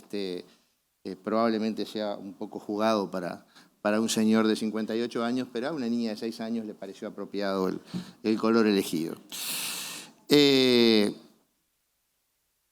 el tercer problema es que cuando uno viene con algo escrito y escucha brillantes exposiciones como las 2 exposiciones anteriores, en general dan ganas de decir, bueno, dejo lo escrito y hablo libremente sin ningún tipo de inconveniente y puedo y quiero tratar de lograr de transmitir desde el punto de vista jurídico y desde el punto de vista político en qué estado de situación estamos. Y cuando hablo del punto de vista jurídico, del punto de vista político, les hablo del tercer problema, es decir, para alguien que fue casi 20 años juez, 10 años fiscal, 3 años abogado y ahora ejerce la noble profesión política, es bastante complicado, porque son diferentes sombreros que se fueron usando a lo largo de la vida y uno termina siendo una especie de síntesis de todo ese proceso. Si es buena o mala la síntesis, después ustedes lo juzgarán, pero es un dato de la realidad. Agradecer obviamente a la Universidad de la Empresa por la invitación y la organización de este evento. Creo que ya las 2 ponencias que escucharon, creo que ya ese Perú bien valió la misa, o sea que vamos a tratar de sumar, pero creo que se han dicho muchas cosas y muy interesantes. Agradecer a quienes me precedieron en el uso de la palabra y a los que me van a hablar después que yo, pidiéndole las disculpas del caso, que probablemente no pueda quedarme hasta el final por razones de compromisos asumidos con el presidente. La primera cuestión que yo quiero dejar aclarado acá, que aunque sea de perogrullo, pero me parece que es importante dejar claro, y es que para este gobierno, dentro de la Constitución de la República, todo, fuera de la Constitución de la República, nada. Es decir, que cuando estamos hablando de un modelo de Ministerio de Justicia en el Uruguay, estamos hablando de un modelo de Ministerio de Justicia y Derechos Humanos que cumpla estrictamente con lo que establece la Constitución de la República. Yo creo que hemos estudiado con nuestro equipo todos los modelos de Ministerio de Justicia existentes en el mundo, desde el del Reino Unido, creado en el año 2005, al italiano y español que viene en el siglo XIX, pasando por los diferentes ministerios de América Latina, Francia, Italia, etc. Y no hay un único modelo de Ministerio de Justicia, hay varios modelos de Ministerio de Justicia y nosotros tendremos que crear en el Uruguay, obviamente aprovechando la experiencia de todos los demás países, pero un Ministerio de Justicia y Derechos Humanos a la uruguaya. Y cuando digo a la uruguaya es no al maracanazo, sino a la uruguaya en el sentido de dar cumplimiento estricto a lo que establece la Constitución de la República y por ende, creo que la primera afirmación que corresponde hacer es de que el proyecto que se está trabajando y elaborando y que oportunamente será remitido al Parlamento parte de la base de que yo creo que tiene un artículo primero que su párrafo segundo dice qué no es el Ministerio de Justicia. ¿Y qué no es? Bueno, lo primero que no va a ser es ejercer función jurisdiccional, porque la función jurisdiccional está reservada al Poder Judicial y al Tribunal Sistema del Tribunal de lo Contencioso Administrativo. Ya no podemos decir más tribunal, ahora tenemos que decir el sistema orgánico del lo contencioso administrativo. Básicamente ahí está bien. Por suerte el doctor Correa Freitas me recordaba que todavía tenemos ese tema de la justicia militar en el Poder Ejecutivo y que ya han existido al menos 2 proyectos en los cuales yo he ido al Parlamento a opinar y no tiene sentido de que siga permaneciendo un organismo con función jurisdiccional dentro del Poder Ejecutivo. No debe haber ninguna función jurisdiccional dentro del Poder Ejecutivo. Y esta habrá que sacarla. Gracias por el recordatorio, porque uno después se olvida. En su momento estaban las receptorías de aduana, que también eran órganos administrativos y cumplían función jurisdiccional en los contrabandos de pequeñas causas. El doctor Aval creo que habló durante 30 años tratando hasta que al final lo logró y se suprimió la competencia jurisdiccional de las receptorías de aduana. Es decir, la función jurisdiccional corresponde a los órganos que la Constitución establece que tienen que estar. Punto. Y la Corte Electoral, obviamente, en lo que tiene que ver con la materia electoral, el Senado de la República con el juicio político y demás, pero eso está establecido en la Constitución y eso no se toca.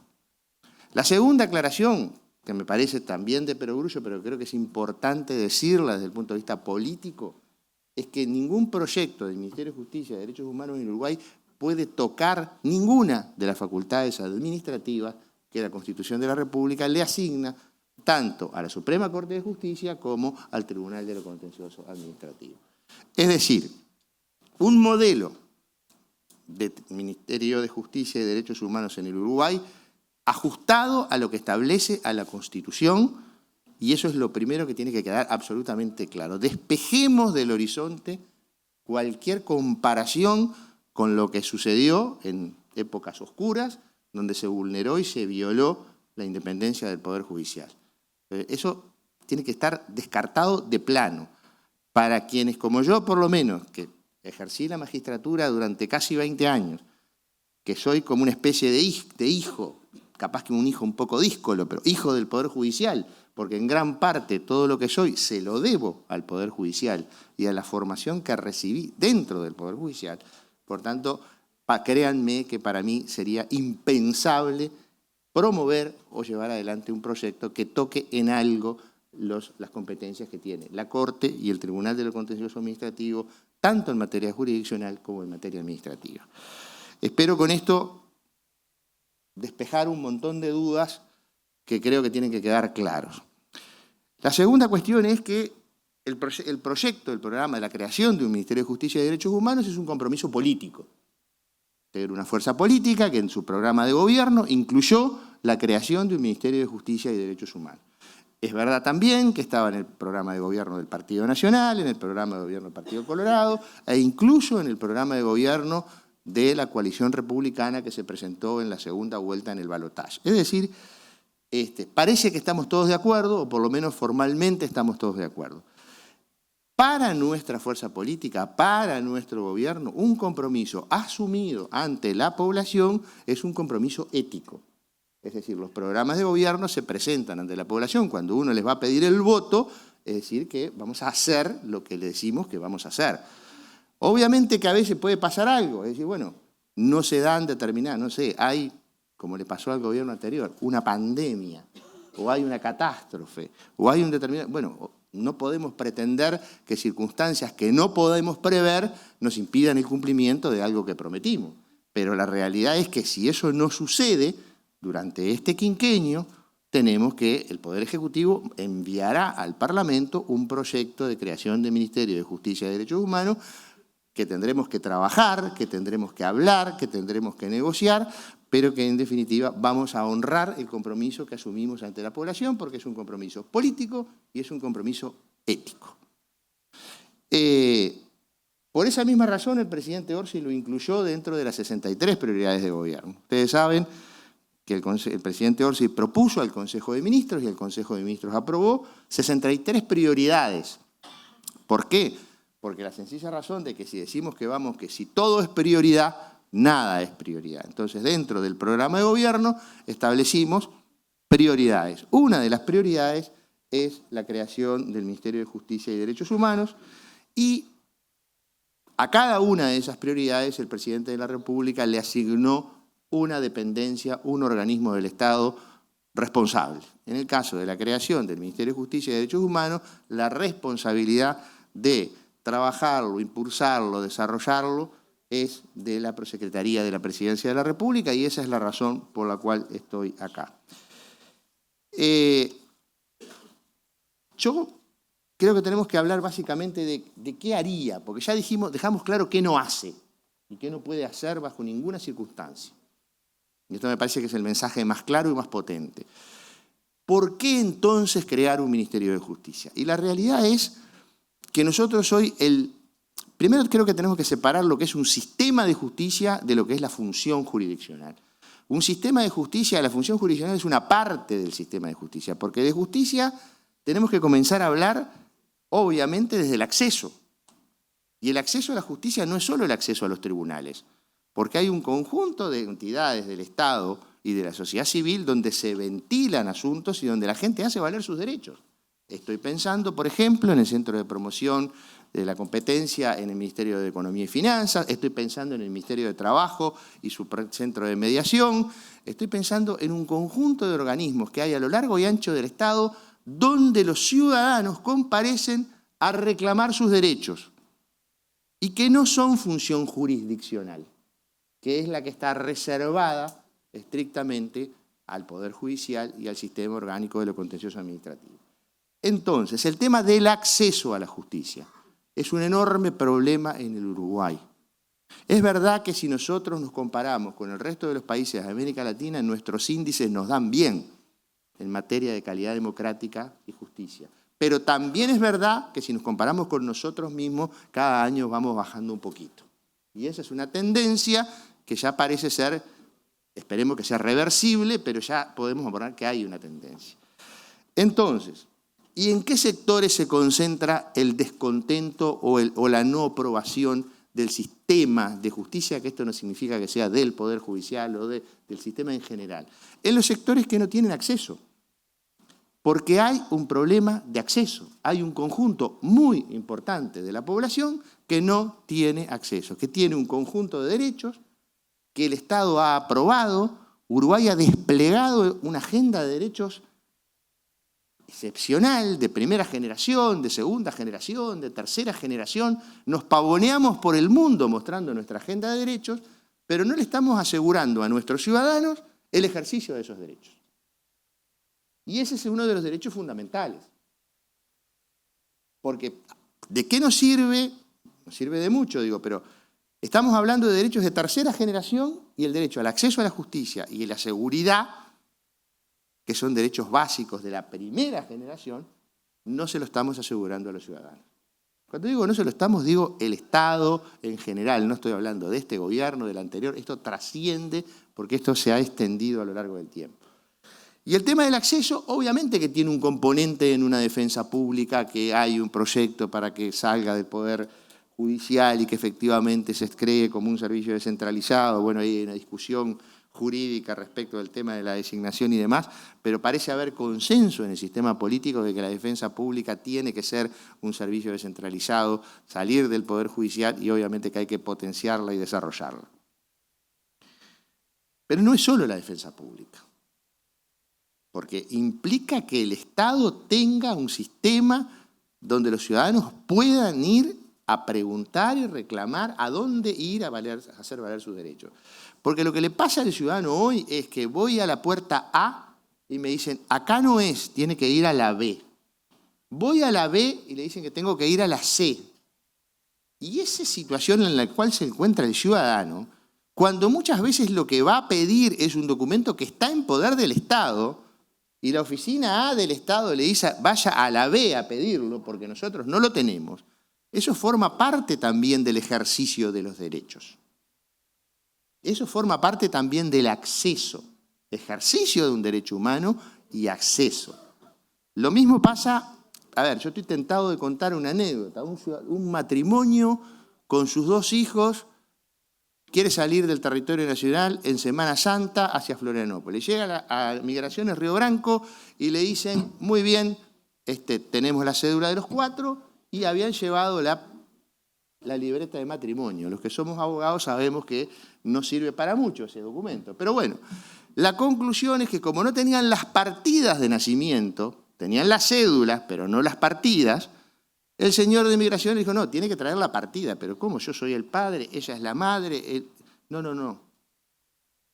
Tiene que traer la partida, con la cédula no.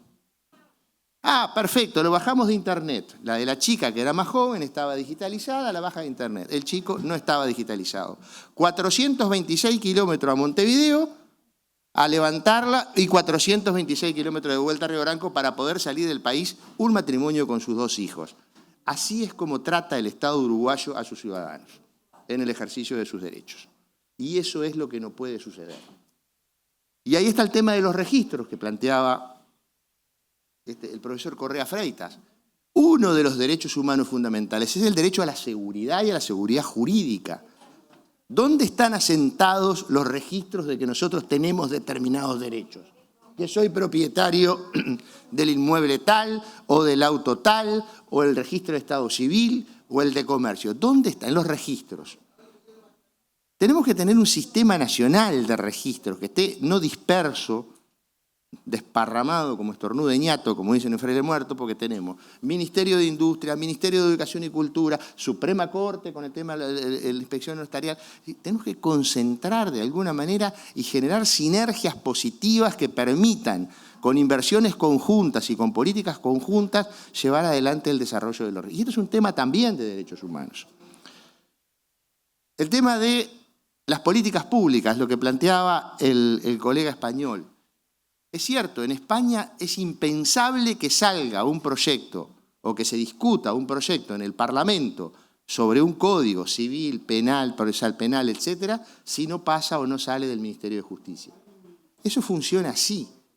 Y en definitiva, el Poder Ejecutivo hoy no tiene un ministerio o una oficina que se encargue de decir, bueno, ¿quién se encarga de elaborar los proyectos de ley en materia de proceso penal, proceso civil, código penal, etcétera? No hay.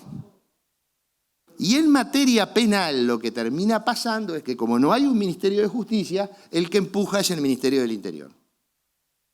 Entonces se concentran en un superministerio del Interior como el que tenemos, que tiene más de 30.000 funcionarios, que tiene 25.000 objetivos, que es un Estado dentro del Estado, porque tiene dentro del Ministerio de Interior, tenemos Sanidad Policial, que es una especie de Ministerio de Salud Pública chiquito, tenemos un MIDES, que es la asistencia al policía, tenemos en fin.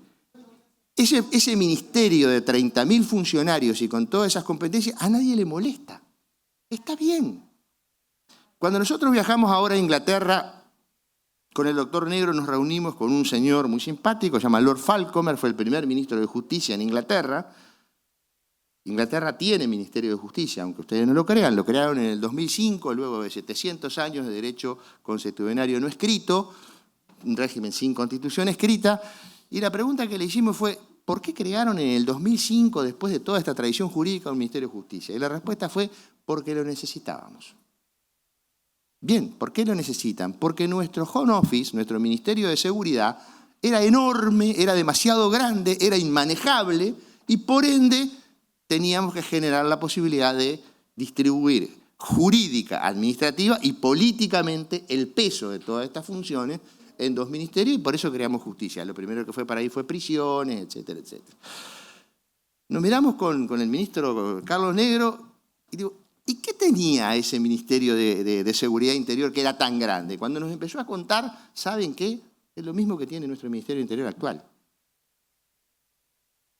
Entonces, gran parte también de lo que tiene que ver con el sistema carcelario, pero no solo sistema carcelario, porque yo a veces tengo miedo cuando se habla del sistema carcelario. Parece que la única pena es la cárcel. Yo los invito a que tengamos que discutir una política pública de cumplimiento de medidas cautelares y penas. No cárcel. Cárcel es una parte. La pena de privación de libertad en un centro carcelario es una pena y una medida cautelar. Y tenemos un sistema carcelario que está saturado, que tiene algo así como 16.000. Pero tengo una mala noticia, además de los 16.000 que están privados de su libertad, hay como 8 o 9.000 que están cumpliendo medidas alternativas. Medidas alternativas que lamentablemente nadie controla, porque quedan bajo la vigilancia policial, que es, ¿saben qué significa la vigilancia policial? Que si el sujeto comete un nuevo delito y lo agarran, violó la vigilancia. Pero no hay un sistema de probation, no hay un sistema... A ver, el otro día estuvo Pilar Llop, ex ministra de Justicia de España, actual magistrada, donde decía, nosotros tenemos un sistema de prisión electrónico. Es decir, el ciudadano, en lugar de estar preso en una cárcel, bueno, tiene una pulsera y está en su casa. Pero además, cada tantas personas que están cumpliendo en libertad o en prisión electrónica, hay un oficial de cumplimiento que una vez por semana, una vez cada 15 días, le golpea la casa al señor o a la señora y le dice, bueno, a ver cómo está, qué necesita. Hay un control. Lo que pasa es que en el Uruguay nos acostumbramos a que o es cárcel o nadie controla nada. Entonces, cada vez que se habla de disminuir la población carcelaria, todos pensamos, y en parte es razonable porque es lo que ha pasado, en última instancia, no lo va a controlar nadie y va a salir a delinquir. Eso no lo queremos porque eso es impunidad. Y eso no es lo que estamos impulsando, pero sí impulsando una política pública, porque muchos de los que están presos en una cárcel podrían estar en prisión domiciliaria con una pulsera, o en una prisión domiciliaria con una autorización para trabajar si es que tiene efectivamente un trabajo, garantizando efectivamente el cumplimiento. Es decir, hay medidas para... Pero eso implica que haya gente, que haya un ministerio que esté pensando en eso, y no el Ministerio del Interior que tiene que pensar en agarrarlos, en prevenir, en correrlos, en meterlos presos y además todavía después cuidarlos cuando están presos. Ese es el segundo elemento. Acceso, sistema, voy a dejar de hablar de cárceles, vamos a hablar de un sistema de cumplimiento de medidas y penas que muchas serán de privación de libertad y muchas otras no, o otra forma de privación de libertad, porque entre otras cosas quiero que sepan que cada una de las 16.000 personas que tenemos privadas de libertad le sale carísimo al Estado. Yo creo que cualquier liberal debería decir debemos tener menos presos, no más presos, porque en realidad eso significa más impuestos. Y es lo que está pasando en Texas en este momento, donde los ciudadanos republicanos de Texas le están exigiendo al Estado el cierre de las prisiones porque les sale muy caro que tienen que pagar muchos impuestos. No hemos llegado a ese punto todavía, pero bueno. Tercer tema, abogacía del Estado. Yo estoy absolutamente asombrado del estado de situación que tiene el Estado uruguayo en los 7 arbitrajes que tenemos en trámite en este momento en el CIADI. Porque no es 1 ni 2, son 7. Y tenemos un sistema que fue diseñado cuando empezó Philip Morris, que era 1. Entonces era un sistema artesanal, digamos, que fue eficiente, fue eficaz y solucionó los problemas, pero era cuando tenías 1. Hoy salió en la prensa, ya hace prácticamente un mes que estamos notificados, de un nuevo arbitraje, de una empresa española, en fin, Consorcio Ruta 1, 400 millones de dólares. Porque aparte ningún arbitraje, ese es el más chico, ninguno baja de eso. Y estamos siendo demandados a nivel internacional, en el CIADI. Tenemos en este momento un asunto en la Corte de Apelaciones de París, que ya fuimos a la Corte de Casaciones de París, y si depende del resultado que tengamos ahí, volvemos al CIADI o no volvemos al CIADI, tenemos un segundo. Es decir, y esos son millones de dólares que están en juego si perdemos, y millones de dólares en honorarios de estudios extranjeros y de estudios nacionales. Entonces, que el Estado no tenga un sistema de abogacía del Estado que permita, obviamente que siempre habrá que contratar un estudio para litigar en el CIADI, pero claramente a nivel nacional que tenga la fortaleza, la idoneidad técnica, la preparación para poder apoyar esos juicios, es absolutamente increíble y sin embargo pasa. O, por ejemplo, juicios nacionales. Hay juicios nacionales de gravedad e impacto. Yo ayer le preguntaba a un ministro, no voy a decir su nombre, pero ¿cuántos juicios hay en contra de tu ministerio? ¿Y por qué monto? No sé. ¿Sabe cuándo se va a enterar? Cuando venga la sentencia y le diga que hay que pagar. Eso no puede pasar. El Estado tiene que tener un registro de los juicios, del monto, de la gravedad, del impacto, para poder efectivamente, desde lo que yo entiendo sería un Ministerio de Justicia. Ahora, como estamos en discusión de este proceso, aparentemente se propondría crearlo en presidencia, pero eso tiene el otro problema. Yo el otro día en el Parlamento le decía a los senadores, acá tenemos un problema en el Uruguay, porque crear un ministerio es mala palabra, porque es gasto, burocracia, esto. Ahora, crear agencias de presidencia, firman todos. Y después viene el reclamo, pero no tiene control parlamentario. Y digo, sí, si lo creaste en presidencia, no tiene control parlamentario. Para que tenga control parlamentario, tenemos que cumplir con la estructura constitucional de que el Poder Ejecutivo es el presidente y los ministerios. Y el Poder Ejecutivo actúa, el presidente actuando con el ministro del ramo o en Consejo de Ministros. Y la estructura es una estructura ministerial, luego hay servicios desconcentrados, servicios descentralizados, etcétera. Descentralización por funciones. Así pensó el constituyente que funcionara el Poder Ejecutivo en el Uruguay. No que hubiera 200 agencias en presidencia. Lo que debería haber en presidencia es sí la Oficina Nacional del Servicio Civil y la OPP. Eso sí, por constitución están ahí, secretario por secretario y alguna cosa más. Pero no tenemos ningún prurito en crear agencias. Nos cuesta crear ministerio, pero después nos quejamos que no hay control parlamentario. Pero es peor que no haya control parlamentario, porque no es que puedan no convocar al secretario o al prosecretario. Que vivimos en el Uruguay, tenemos no es que estemos haciendo un favor, vamos gustosos porque es la casa de la democracia ir al Parlamento. Pero ¿saben qué? Un legislador que le puede pedir informe a cualquier organismo del Estado, no se lo puede pedir a presidencia. Porque no está previsto constitucionalmente que el legislador le pueda pedir informes a presidencia. Entonces, reflexionemos como sistema político, aboguemos por el control parlamentario y, en definitiva, pensemos en esta y en otras hipótesis, en que quizá la solución es crear ministerios y no seguir generando agencias en presidencia.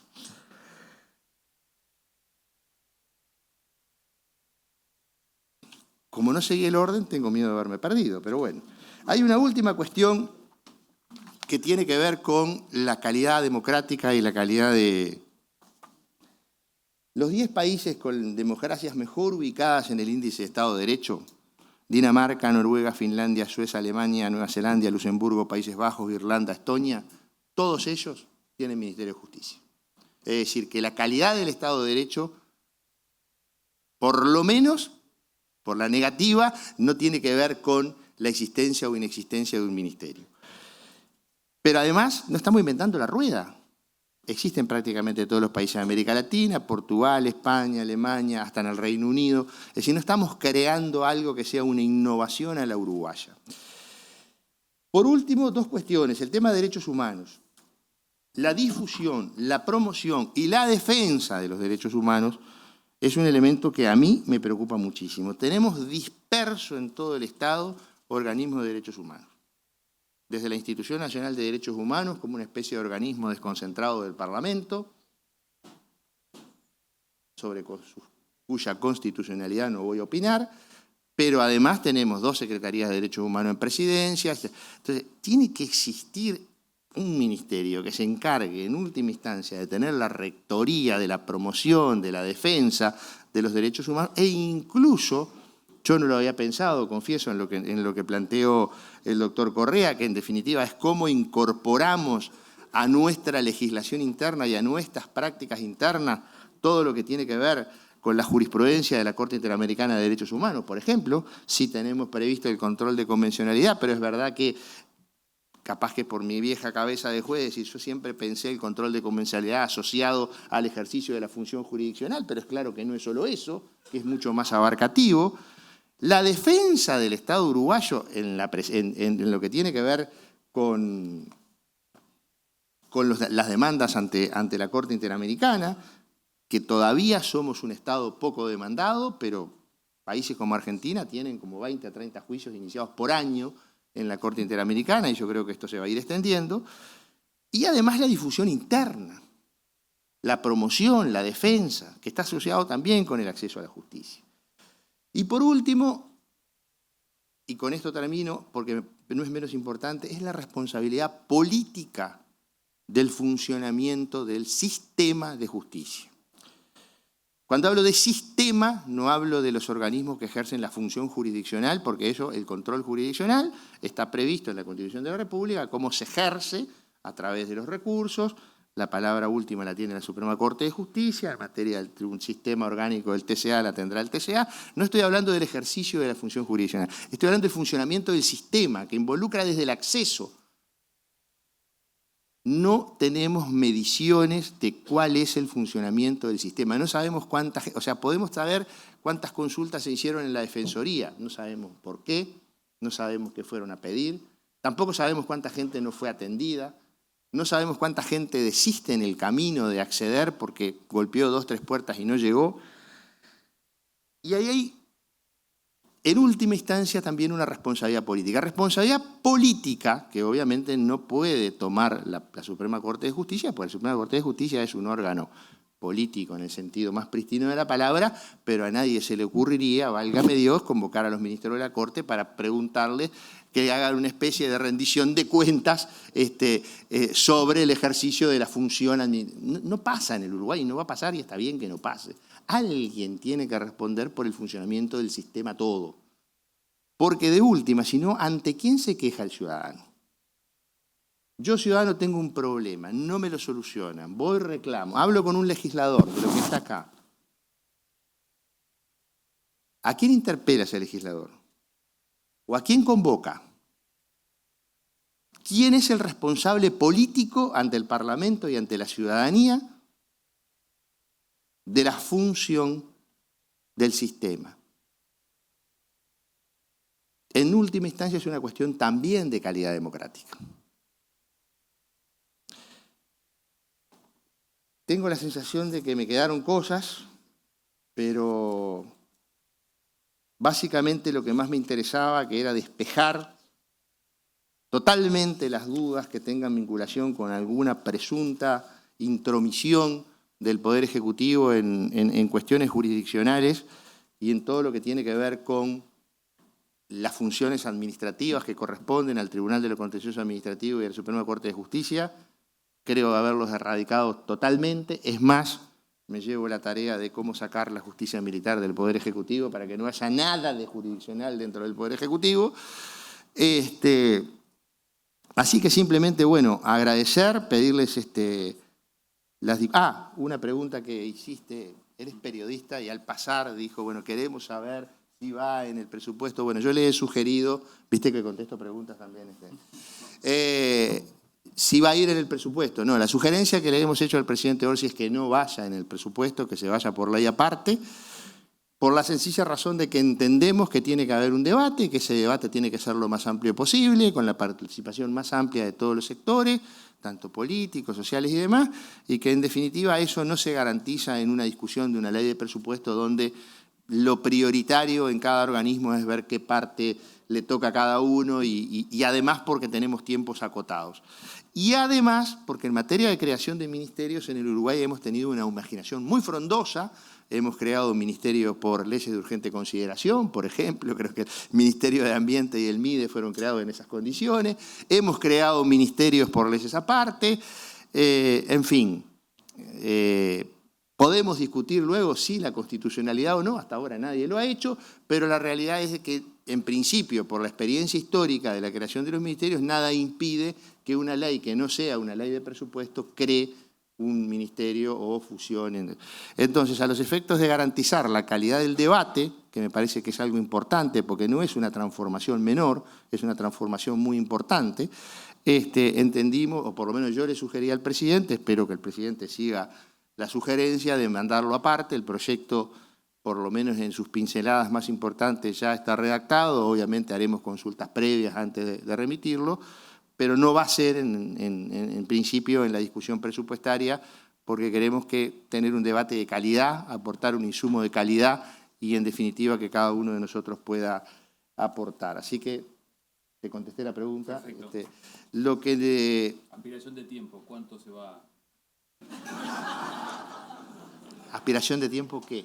¿De discusión parlamentaria para que esté vigente cuánto? No, la discusión parlamentaria sería una... Ahí sí sería... No me quiero meter con el Poder Judicial, no me voy a meter con el Poder Legislativo. Al final del Ejecutivo. No, el Ejecutivo remitirá el proyecto, nosotros creemos a la brevedad posible, en el correr de los próximos meses, próximos 1 o 2 meses, y luego, obviamente, el Parlamento se tomará el tiempo que entienda necesario. Ahí, obviamente, hay un proceso de discusión que es necesario, de consulta que es necesario, y bueno, se debatirá.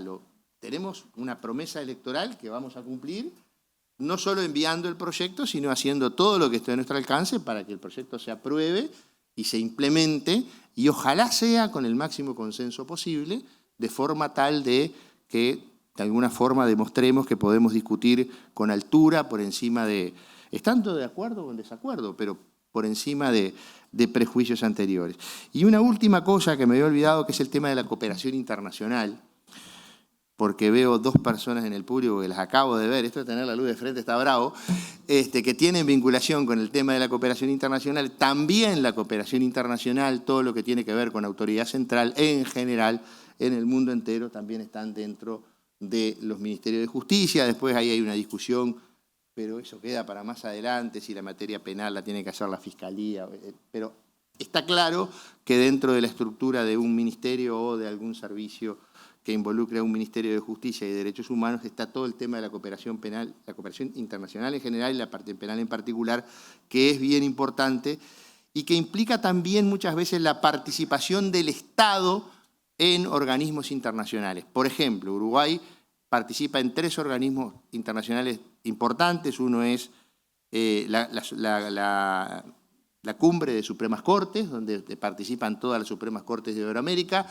El otro es la IAM, donde participan todos los fiscales generales de Iberoamérica. Y el otro es la CONJIB, que es la Comisión de Ministerio de Justicia de Iberoamérica. Bueno, nosotros no tenemos ahí a un ministro o a un funcionario de rango ministerial que pueda sentar con sus pares de América Latina e Iberoamérica y España y Portugal a discutir los temas. Por ejemplo, muchas veces se están discutiendo temas de acceso a la justicia o temas que tienen con cooperación internacional y bueno, participa sí por nuestro país un funcionario técnico altamente calificado, pero que obviamente no tiene el respaldo político o el peso político que... Respaldo no, el peso político que debería tener un ministro para sentarse con sus pares y debatir en ese punto. Termino por acá, creo que quedaron unas cuantas cosas por decir. Muchas gracias.